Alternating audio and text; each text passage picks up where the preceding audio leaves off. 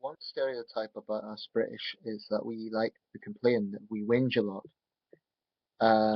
I think there's actually some truth in this. I do think as a nation, we are sometimes far too cynical, and we don't simply try to look at positive aspects of things. Um, I'm not saying everyone's like that, but it is definitely something that becomes clear in terms of our politics and around time of general elections. Not just general elections, local council elections as well. Um, these are the sort of lines that are very typical. They're all the same. All politicians are the same. They're only in it for themselves. Um, why bother to vote? Um, they're all idiots. These sort of things. So basically, what I'm getting at is you hear these sort of generalizing comments. Now, I take a view on this, which is probably in the minority, and but I still want to have a stab at trying to get through to people. Um, Firstly, I do understand where some of the cynicism comes from. Sometimes you get high-profile scandals. For example, the expenses scandal. That was a situation about 5 or 6 years ago, whereby a large number of MPs, and it wasn't a small number, it was quite a large number, were abusing public expenses, not for things that were necessary for the parliamentary work, but for personal perks. For example, flat screen TVs and sometimes very silly things. And that really worked the public up because people thought that they were abusing their position and using public money to take perks for the job, basically. But in 2010, a lot of the MPs involved in that stepped down and fresh faces emerged. So I don't think that could be used as an excuse anymore. And there were reforms made to the expenses system. So I no longer see that as an issue. But sometimes you have high profile scandals like that, certainly don't do any good. Um, the context I'm speaking about all of this is that I've seen a few posts now, there is a debate about whether or not we should make voting mandatory. I believe some countries have that. I believe Australia and Switzerland have it, although an Australian person, really, I need to check this in full, but an Australian person said that it is mandatory, however, you can have a choice of none of the above. Um, I'm uneasy about forcing people to vote because it sort of negates the whole concept of freedom. On the other hand, I take a very, very dim view of people who just want to whinge and to expect politicians to do everything. Um, if people have some idea of who their local candidates are and they really don't like those people and what they stand for, it's their civic right not to vote for them, or should be their civic right not to vote for them. But sometimes I really, really do believe that a lot of people who are complaining are frankly being a little bit lazy in their thinking. And before people sort of think that am ignorant or that I'm living in an ivory tower, I've had plenty of reasons to be frustrated with those making political decisions. I've had plenty of setbacks, and I am absolutely not a privileged citizen. Um, I'm not downtrodden either. What I'm saying is I don't see myself as either a victim or privileged. I'm Joe Average in many ways. So I've no sort of vested interest in saying what I'm saying. But basically, I am cynical about cynicism because you hear this time and time again. And I do believe that sometimes, and this question crops up quite a lot in programs at Question Time, and it's always usually the same thing of audience members making these sort of sweeping statements. And it really frustrates me because I'm thinking, well, okay, if you really think they're all in it for themselves, if you really think they're all terrible, then why don't you put your money where your mouth is, um, and stand yourself? You know, instead of just whinging, why don't you actually do something proactive? I've always taken a dim view of that. Whenever I've had a problem with something, I've tried to be proactive, whether I've campaigned against it, whether I've made videos in order to spread awareness and encourage discussion. I've tried to do something, but I haven't. I don't believe it's productive to just complain. And I will always, always, always, always support people complaining about a specific policy, and I support people complaining. Part of living in a democracy is that people have freedom of expression, and that includes the freedom to dissent, and that could be in the form of being pissed off and complaining. Fine. I'm just saying that I take a dim view of it because I think it's very, very easy to criticize. It's much, much harder to lead. And to me, that's common sense. That is not an unreasonable thing to say. It's not a radical thing to say. But so many of my countrymen and women seem to think that politicians are there to give them exactly what they want. When someone campaigns, especially on a party platform, they're campaigning on specific policies that they believe will make society better. Some of those policies will, some won't, depending on what your opinion is. But where I disagree with a lot of people, I really don't believe they're in it for themselves, majority of them. I believe there are slippery politicians out there. I'm absolutely not saying that there isn't. I just don't believe that it is the status quo. I genuinely believe the majority of parliamentarians, regardless of party, go into politics for the right reason. And let's break this down a little bit. People say they're in it for themselves. Well, what is the major attraction then? If they're in it for themselves, what are they in it for? Money? Well, an MP's salary is £65,000. That I would say is very comfortable, but certainly not like hundreds of thousands. We're not talking like a footballer's salary. We're not talking about a media executive. There's many, many jobs that pay higher than that. It is a very comfortable amount, and I certainly don't think it should be more, but I believe it's about the right amount. And so I don't think it's a financial incentive because there's a lot of jobs you can go into where you don't face the same level of criticism and you make more money. So clearly it's not a financial incentive. Even ministers don't get massive amounts. They're very comfortable and there's absolutely nothing um I certainly wouldn't propose paying them more, but it's not the vast amounts that sometimes you would think the way people speak. Um Power. Well, there's a certain degree of power comes from being an MP. It's an important position, but it's not. The majority of politicians will never see the front bench. They'll never be in the cabinet. So again, the level of power is questionable. And then you have to think about the sort of things politicians have to deal with on a daily basis. They slip up in the tiniest way. The tabloids pillory them and crucify them, metaphorically speaking. That doesn't sound very appealing to me. I can't imagine many people who want to go into politics. So when people say they're only in it for themselves, I really wonder where exactly they're getting that from. Um, because there's a lot more, there's a lot of other trades, jobs, however you want to call it, that are a lot more lucrative than being a politician in Britain today. Yes, there is sleaze in politics. Yes, there is corruption. I'm not so ignorant to say that there isn't. And of course, there are privileged people in Westminster, but you can find privileged people in other walks of life as well. Um, Personally, I would like to see more people from regular backgrounds rather than Westminster insiders. But again, this is not the general picture as some like people like Russell Brand like to make it out to be. Um, there's something like 75 veterans in the House of Commons. There's a lot of people who have come from regular backgrounds, especially in the Labour Party. Um, is there too many Westminster insiders? There probably is, and that is something that needs to be addressed. So yeah, I do propose, efforts to try and get more people involved. But I don't know how you're going to get more people involved when the media especially plays a very large role in constantly, constantly, constantly promoting cynicism.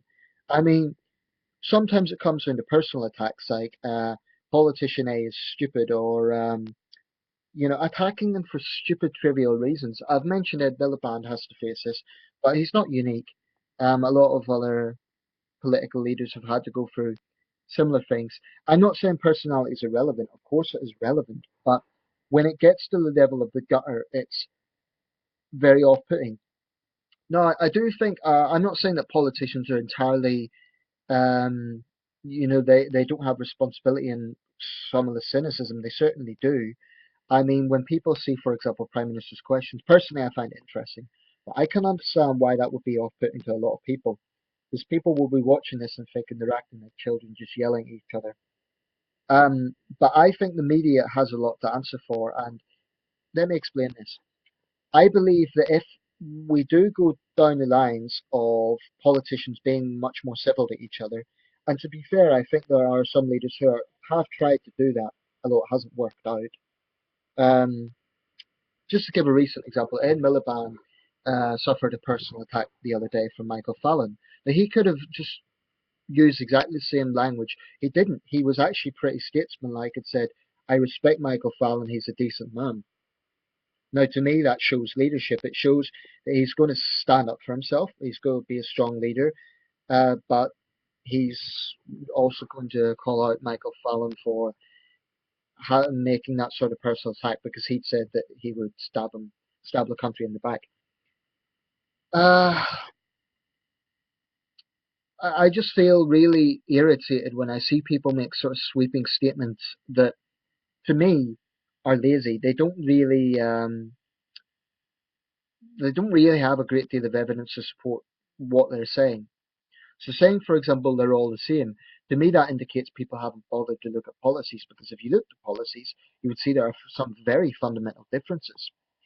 This is quite an ideological election as opposed to previous elections where there has been a lot of similarity between the parties. I do think there is big ideological differences this time round, and that's a good thing.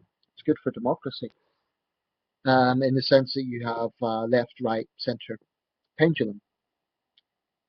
I just wish that, and this is perhaps the most important point.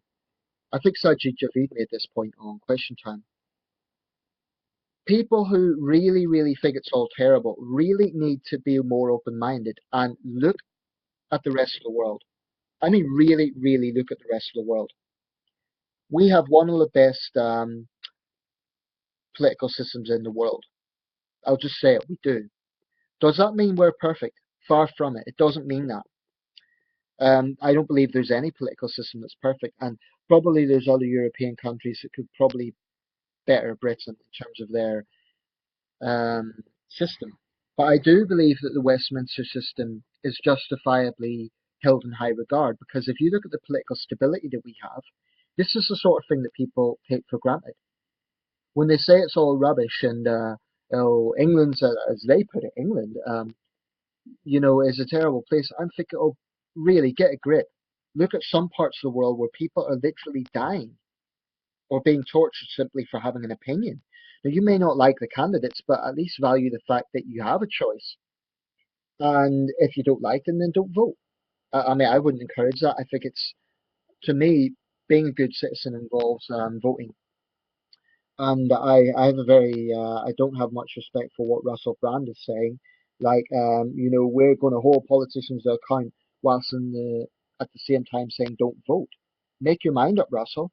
If you want people to get involved, if you want people to campaign on these important social issues that you're talking about, like wealth, poverty gaps, and so on, then you're not going to do it by attacking the people that need to do the legislation. Because people like Russell Brand are, to me, he is just the opposite of far right agitators. He's a far left agitator, and he isn't really taking any responsibility. He's rabble rousing, but he won't really take any responsibility. Um, I'm so okay. I'm having a bit of a rant here, but I believe this is important. People really need to get a clue in terms of context. They need to see that when they make these sort of sweeping statements, um, I just wish they would look at other parts of the world and see how lucky we are. You know, I live near Newcastle upon Tyne, and there's a large monument there. It celebrates or commemorates the Great Reform Act, of 1832. It's called Gray's Monument. It was named after the Prime Minister in whose tenure that Reform Act passed. He was an ardent supporter of it, but it would be wrong to just give him credit for it. There was, of course, other people involved, many other people. And I find it a bit strange when people say that politicians are not real people and this sort of thing. Anyone who would even look at the basic study of modern British history would see that actually the situation we have now came about from hundreds of years of ordinary men and women agitating for suffrage. So the politicians we have today are descended from those people, actually. I really do believe that. I don't think it's a case that we have this one big class of elite millionaires, and I think that's a caricature that is massively blown out of proportion. There is privileged people there. I'm not saying there isn't.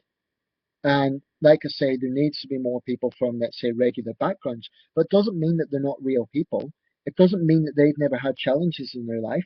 I guarantee you, you could pick out any MP at random pretty much, and you would find they've had personal stories, they've had struggles in their lives. Um, I really do believe that.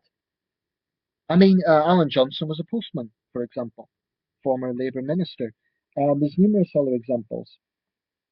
So I just get fed up with this cynicism for the sake of it and just this lazy, they're all the same rhetoric. I will say one thing though, I'm objective, so I'm not saying that people don't have any right to be concerned, and in no way am I saying that people should just accept everything as it is and it's all okay. Democracy can always improve, and we can certainly improve. I mean, there is definitely something wrong when you have a situation that a party gets more votes in an election from a previous year and yet fewer seats. Obviously, I'm referring to the Liberal Democrat situation where they got significantly more votes in 2010 than in 2005, and yet they actually lost 4 seats. Now, there is something clearly not right about that. So I do think we probably need to push for voting reform more. Um, And the Lib Dems, you could say that they were just campaigning for that because it particularly affected them, but actually it would affect any party, um, in the sense that the number of seats do not actually match the number of votes, and there's something I really do think that needs to be reformed.